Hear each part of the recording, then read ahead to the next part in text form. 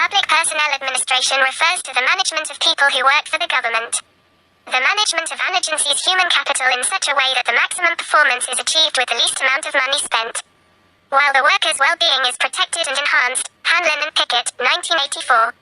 The development and implementation of policies and procedures for the recruitment, deployment, and management of a public organization's workforce is known as public personnel administration. Siegel and Myrtle, 1985. Simply put, public personnel administration entails hiring the best people you can find, paying them as little as possible, and matching the strongest talents to the priorities of the public agency. Firstly is responsibility. The first distinction between the Public Service Department, PSD, and the Public Service Commission, PSC, is their respective responsibilities to Malaysian government departments. The Public Service Commission is primarily in charge of civil servant recruiting and disciplinary action to ensure independence and neutrality in the selection process. This responsibility has been detached from the government and given to a commission. PSD, on the other hand, is in charge of all civil service subsystems under its powers, with the exception of recruiting and discipline, which are handled by the Public Service Commission. This is the second difference between PSD and PSC.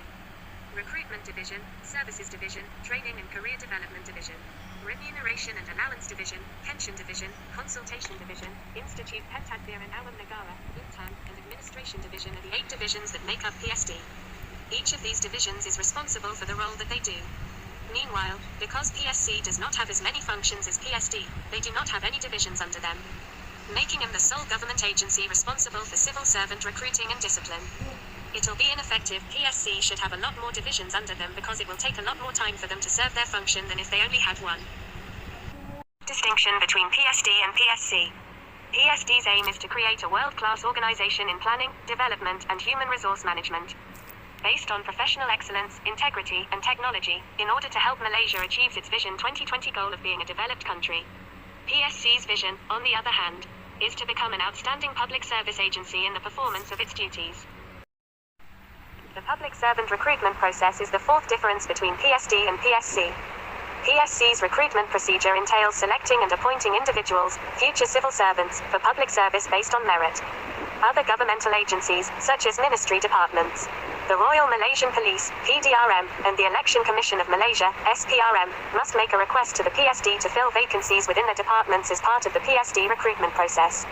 The difference between both is that the PSC's job is to pick prospective public servants, whilst the CSC's job is to select current civil workers.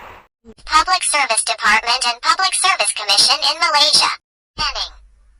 Service to the public good. Malaysian bridges are able to procure human resources in the public sector in response to demand, which benefits customers at all levels and the national economy.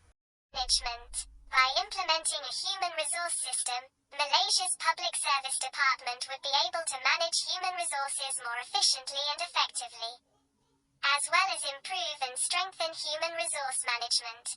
Public service bridges, for example, help companies grow by creating and advising on staffing and planning practices. They also provide consultation services to government entities on a variety of topics. Development. Malaysia's Civil Service Agency has the ability to improve human resource capabilities. The Civil Service Bridge, for example, helps to create human capital by planning, devising, coordinating, and implementing sponsorship and training policies and programs such pre-service training, in-service training, and eastward-looking policies.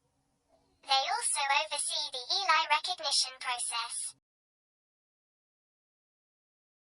Appointment. The Commission is in charge of making permanent, temporary, contract, temporary exchange, and loan appointments. The Commission has the authority to terminate government servants' employment in accordance with their contract terms. Confirmation of service. Confirmation of service. The Commission has the authority to certify civil workers in service, prolong probation, return personnel to their previous posts, or terminate employment if they are not confirmed in office. The Commissioner also gave the required ministries, federal departments, and state government administrations the authority to confirm in-service status for jobs in the support group, promotion officers who are members of the Service Promotion Board, as well as officers elevated from one grade to a higher grade in the Integrated Service Plan. are promoted by the Commission's Promotion Board. The Commission also serves as an optional public service promotion appeal institution, as defined by the appropriate public service promotion institution legislation. Disciplinary control. The Commission's disciplinary control includes the Public Service Disciplinary Appeal Board as provided under the relevant Public Service Disciplinary Board rules, as well as the relevant disciplinary authority for disciplinary action with a view to dismissal or demotion of officers in the top management group and professional management group. Transfer of service. Permanent public employees can be transferred from one service scheme to another, as well as from one service to another within the same service scheme, by the Commission. The Commission also has the authority to temporarily and on loan exchange permanent appointees of officers. Conferment of services. Pension status is granted. The Commission is in charge of granting pensionable status to civil servants, excluding members of support groups, who have been confirmed in service and have served in a service that can be counted as pensionable service for at least 3 years. Issues of Public Service Department. Many civil servants are involved in corruption acceptance cases. The solution to provide the issues is, civil servants involved in corruption will be subject to disciplinary action. Moreover, the disciplinary authority may impose punishment up to dismissal in accordance with the public officers' regulations. In addition, duty rotation system of civil servants, such as enforcement officers. It should not be too long in one unit to avoid element of corruption and abuse of power. Furthermore, a corruption awareness program among civil officials is required by the Malaysian government. This is proof that what is being said is correct and there is no suggestion of deception.